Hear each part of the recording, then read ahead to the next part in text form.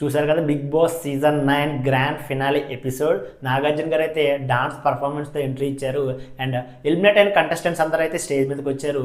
And top 5లో ఉన్న ఆ contestants family members కూడా వచ్చారు. అండ్ టాప్ 5లో ఉన్న ప్రతి ఒక్కరైతే మంచి డాన్స్ పర్ఫార్మెన్స్తో ఎంట్రీ ఇచ్చారు. అండ్ చాలా మంది సెలబ్రిటీస్ వచ్చారు, సింగర్స్ వచ్చారు, సాంగ్స్ పాడారు, మంచి మంచి డాన్స్ పర్ఫార్మెన్స్ అయితే చేశారు సెలబ్రిటీస్ అందరూ వచ్చి.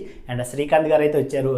శ్రీకాంత్ గారిని హౌస్లోకి పంపించి అండ్ టాప్ 5లో సంజన ఎలిమినేట్ అయిందని సంజన అయితే బయట తీసుకొచ్చారు. అండ్ నెక్స్ట్ నవీన్ పోల్శెట్టి, మీనాక్షి చౌదరి అయితే వచ్చారు. వీళ్ళిద్దరిని హౌస్ లోకి అయితే పంపించారు. వీళ్ళిద్దరితో పాటు ఒక రోబోట్ ని కూడా పంపించారు. ఫోర్త్ ఎలిమినేషన్ అయితే ఇమానుయల్ ఎలిమినేట్ అయిన వెంటనే నవీన్ పోల్శెట్టి అయితే చాలా షాక్ అయ్యాడు. అండ్ ఇమానుయల్ కూడా చాలా ఎమోషనల్ అయ్యాడు.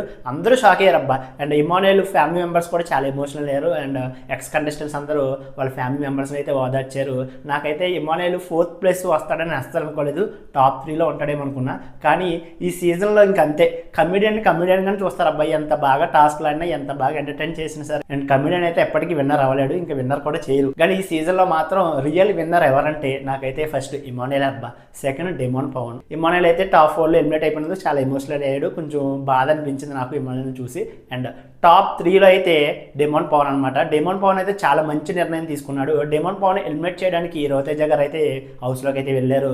ఫస్ట్ 5 lakhs అన్నారు, తర్వాత 10 lakhs అన్నారు, తర్వాత 15 lakhs అన్నారు. 15 lakhsకి అయితే డెమోన్ పవన్ ఒప్పుకుని 15 లక్షల రూపాయలు తీసుకుని బయటకైతే వచ్చాడు. చాలా మంచి నిర్ణయం తీసుకున్నాడు. వాళ్ళ ఫ్యామిలీకి చాలా ఉపయోగపడుతుంది ఈ 15 లక్షలు. అయితే డెమోన్ కరెక్ట్ నిర్ణయం తీసుకున్నాడు అనిపించింది నాకైతే. టాప్ 1, 2 కళ్యాణ్ని, తనూజని అయితే బయటకైతే తీసుకొచ్చారు నాగార్జున గారు. వీళ్ళిద్దరిలో విన్నర్ అయితే కళ్యాణ్ అయ్యాడు.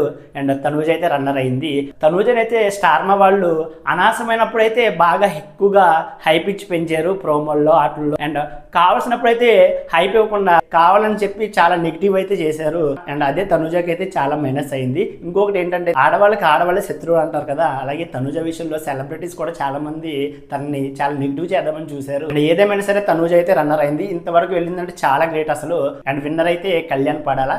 కళ్యాణ్ విన్నర్ అయిందుకు నేనైతే చాలా హ్యాపీగా ఉన్నాను అబ్బా. ఒక కామనర్ అనుకుంటే ఏదైనా చేస్తాడు అని విన్నర్ అయ్యి కళ్యాణ్ పడాలైతే నిరూపించుకున్నాడు.